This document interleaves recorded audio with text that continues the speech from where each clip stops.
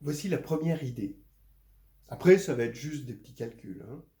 Mais l'idée de base, c'est ça, hein. Donc on a ces deux cercles, ils ont un invariant analagmatique, hein, d'accord? C'est-à-dire qu'on a une forme quadratique Q sur les quadruplés, hein, qui paramètrent l'équation des cercles, et on calcule un invariant analagmatique qui est égal à phi de cc' carré sur Q de C' où phi c'est la forme polaire de Q, et Q, je vous le rappelle, c'est B2 plus C2 moins AD, hein, ou ABCD, c'est ça qui va paramétriser l'équation du cercle. Alors maintenant, ça c'est quelque chose qu'on a vu dans la géométrie analagmatique et qui est important, j'avais fait un tableau de ça. Quand les cercles, l'invariant, il est égal à 1 quand les cercles sont tangents, on l'a vu très récemment, il est strictement inférieur à 1, bon, il est positif, parce que il est toujours positif parce que ça c'est positif, et puis ça, comme c'est des vrais cercles, hein, les formes quadratiques elles sont positives. Donc maintenant, il est nul si les cercles sont orthogonaux. Il est compris entre 0 et 1 s'ils se coupent. En 1, on a dit c'est des cercles tangents. Et quand ils ne se coupent pas, I est strictement supérieur à 1. Voilà. Donc on a ce I qui est strictement supérieur à 1, qui est cette donnée fondamentale qui va nous permettre de passer à une autre configuration. Donc on a vu que les droites nous étaient d'aucun secours. Alors qu'est-ce qu'on fait? Et bien en fait, on va se ramener à deux cercles mais concentriques. Voilà. En fait, quand les deux cercles sont concentriques, il y a cette merveilleuse symétrie circulaire, donc un grand groupe qui contient les rotations de centre, le centre commun aux deux cercles. Et donc on va ramener ce C' au petit cercle ici et ce C à ça. Et on va tenter de faire ça, on va voir si ça marche. Parce que là, eh ben, cette symétrie circulaire qu'on obtient, hein, eh ben, va prouver que en fait, notre problème est indépendant du choix déjà de ces zéros. Hein. Et puis, à partir du moment où on construit un cercle, et ça c'est pas difficile, parce que lui, il va avoir pour rayon R', l'autre pour rayon R, d'accord, le grand, et lui va avoir pour rayon R moins R' sur 2. Donc voilà. Hein. Et là, c'est très facile à tracer, et ensuite, tracer les autres devient facile, et on voit qu'ils ont même rayon, donc ça va être très facile à manipuler grâce à cette symétrie circulaire, c'est pas qu'une question de manipulation, déjà théoriquement, on voit bien par symétrie circulaire que le problème de rebouclage et de périodicité de cet ensemble de cercles rouges que je dessine ne dépend pas du premier cercle C0 choisi. Donc c'est déjà un premier résultat magnifique si on arrive à trouver une homographie qui envoie ça vers ça. Alors cette homographie, on ne va même pas avoir besoin de la calculer, c'est à ça que ça sert les invariants. Hein. On a cet invariant, il va falloir qu'il y ait trouvé deux cercles qui ont même invariant I que lui. Donc I doit être égal à phi de cc' carré sur Q de C où maintenant C et C' ce sont ces deux cercles. Bon, je n'ai pas changé de nom, j'ai pris les mêmes noms. Hein. Voilà. Alors, allons-y. Qu'est-ce que c'est que I? C'est phi de cc' carré sur Q de C'. Donc, phi de cc' carré, c'est donc c'est le cercle de centre O, tant qu'à faire, autant prendre le rayon R et le centre 0. Hein. Voilà. Et C', c'est O, R'.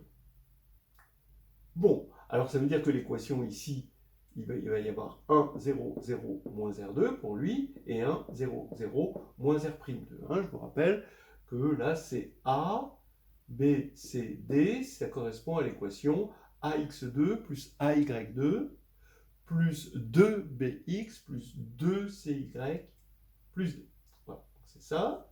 Maintenant, quand je vais faire phi, alors Q, la forme quadratique, c'est B2 plus C2 moins AD. Donc la forme polaire, c'est BB' plus CC' moins AD' plus DA', le tout sur 2. Voilà. Donc ici, c'est facile à calculer. On va avoir 1 fois moins R'2, mais il y a un moins devant, donc ça fait R'2. Là, ici, R2, mais il faut diviser par 2, hein, c'est la forme polaire. Donc, comme on va élever au carré, ça va faire un 4 ici au dénominateur, R2 plus R' au carré. Et puis là, ici, on va avoir, pour la forme quadratique, on va avoir R2, et ici R'2. Voilà. Bon, donc voilà notre I. En fait, on veut que ceci soit égal au même I que le départ. Alors, on voit que le problème est indépendant par homothétie, hein, ça donnera exactement le même problème. Donc l'idée est de poser Z égale R sur R', qui va être positif, et même, je vais mettre strictement plus grand que 1, hein, pour que R, ce soit le grand cercle, et R', le petit cercle, mais positif aussi. Et quand on va diviser par R'4, okay, on va tomber sur Z plus Z puissance moins 1 sur 2, le tout carré, qui doit être égal à I. Très bien, ça nous fait l'équation, bon, comme I est strictement supérieur à 1, en particulier, évidemment, il est positif. Ça fait Z2 moins 2 racine de I, Z, hein, plus 1. Donc, ici, le discriminant, c'est I, on prend le discriminant réduit, hein, I moins 1, et donc ça va nous faire Z égale, alors il y a deux solutions, mais il y en a une qui va être plus petite que 1, et l'autre qui va être plus grande que 1, et on va choisir celle qui est plus grande que 1, c'est racine de I plus racine de I moins 1. Voilà l'idée. Hein, voilà, c'est quelque chose d'assez simple. Donc, on prend finalement deux cercles, hein, au final, concentriques, dont le rapport des rayons est égal à racine de I plus racine de I moins 1, où grand I, c'est l'invariant analagmatique de ces deux cercles, qui est strictement supérieur à 1, et ça va nous donner un couple de cercles qui a même invariant que lui, donc il va exister une homographie qui nous ramène de ce problème à ce problème-là. Maintenant, ça y est, c'est l'idée. Il n'y a plus qu'à faire des petits calculs, hein, et puis c'est terminé. Donc, bon, on attaquera les petits calculs un peu plus tard. Vous pouvez attaquer maintenant les calculs. Donc, la question du problème est exactement la même, sauf que là, on s'est ramené à cette configuration. Donc voilà, maintenant, c'est juste des petits calculs en essayant de ne pas trop faire d'erreurs. Donc, on avait cette espèce de configuration avec un cercle dans l'autre.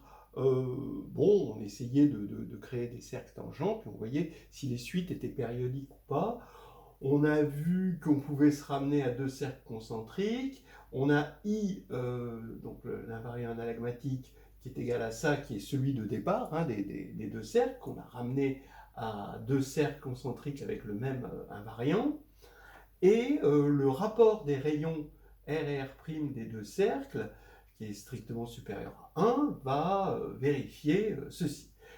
Donc maintenant, il reste à voir la suite de ces cercles rouges là, ici, d'accord? Est-ce qu'elle va être périodique ou pas? Je vais m'intéresser en fait à cet angle que je vais appeler alpha. Donc c'est l'angle que fait, donc ici vous avez deux centres de cercles rouges consécutifs, et ici le centre des deux cercles.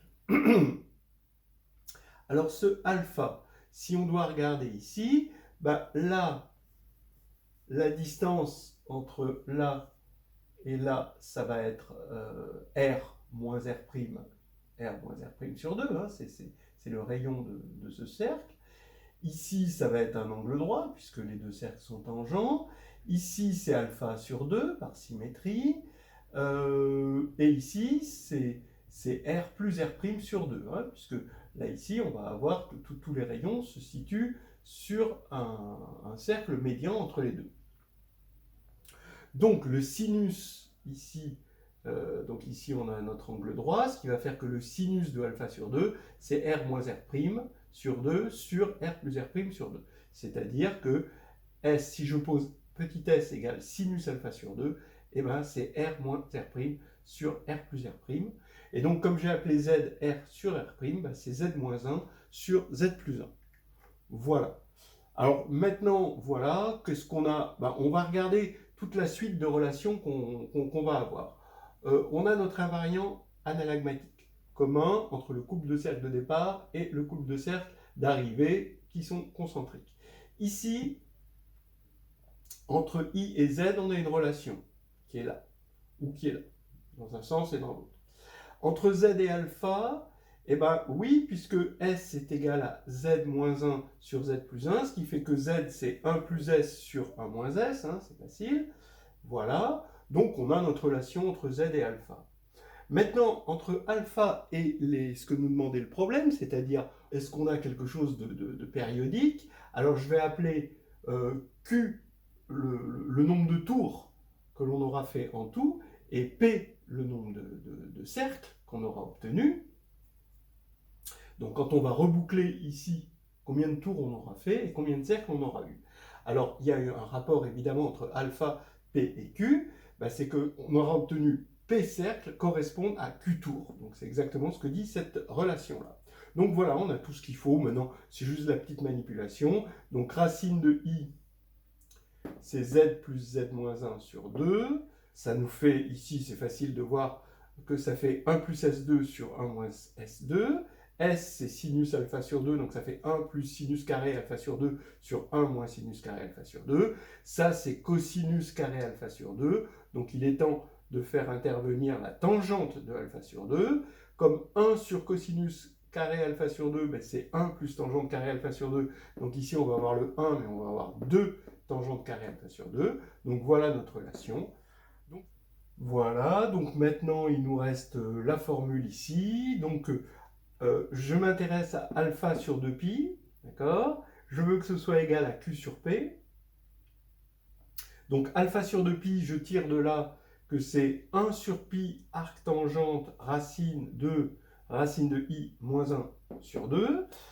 Voilà, bon, ça c'est mon alpha sur 2pi. Soit c'est un rationnel, et dans ce cas-là, on peut le mettre sous la forme Q sur P avec Q et P premier entre eux.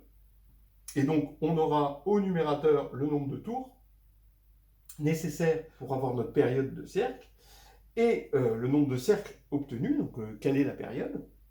Et puis, si ce nombre-là n'appartient pas à Q, eh ben, on a une suite non périodique. Hein, forcément, ça ne se rebouclera jamais. Hein, voilà, parce qu'on n'aura jamais cette chose-là. Voilà l'idée. C'était donc c'est l'alternative de Steiner. Vous pouvez le regarder dans le chapitre 11 de H2G2. C'est quelque chose de... C'est la géométrie analagmatique. C'est toujours merveilleux, d'abord à cause de l'action des homographies, l'invariant analagmatique de deux cercles, et puis le fait de pouvoir traiter un cercle comme une droite, c'est toujours très agréable, c'est magique de voir qu'un cercle c'est une droite qui s'ignore, et puis aussi quand on a deux cercles, et ben, selon la situation, on peut se ramener à deux cercles concentriques. Après, c'est à nous de choisir. C'est assez agréable.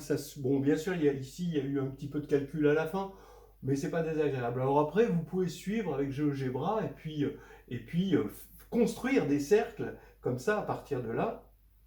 Construire des couples de cercles avec des invariants analagmatiques qui tombent bien et faire des dessins assez jolis. Ça, je suis assez ignorant dans la matière. Je ne fais pas trop ça, mais je pense qu'on peut faire des choses très, très, très belles avec cette formule ici. Hein. D'ailleurs, bon, je peux peut-être vous en montrer un petit peu. Donc ça, c'est un extrait de Histoire hédoniste de groupe et de géométrie avec Jérôme Germoni. C'est d'ailleurs Jérôme Germoni qui a fait ce joli dessin. Il est parti de deux cercles concentriques où il était facile de faire les choses, et puis il a déformé par une homographie les cercles concentriques. Alors là, on voit bien que sur la situation de gauche, on ne sait pas si au bout d'un certain temps, ça va se reboucler, mais en tout cas, ça ne se reboucle pas en un tour, voilà. Et puis sur celui de droite, eh ben on a une période de 20, hein, on peut compter une période de 20.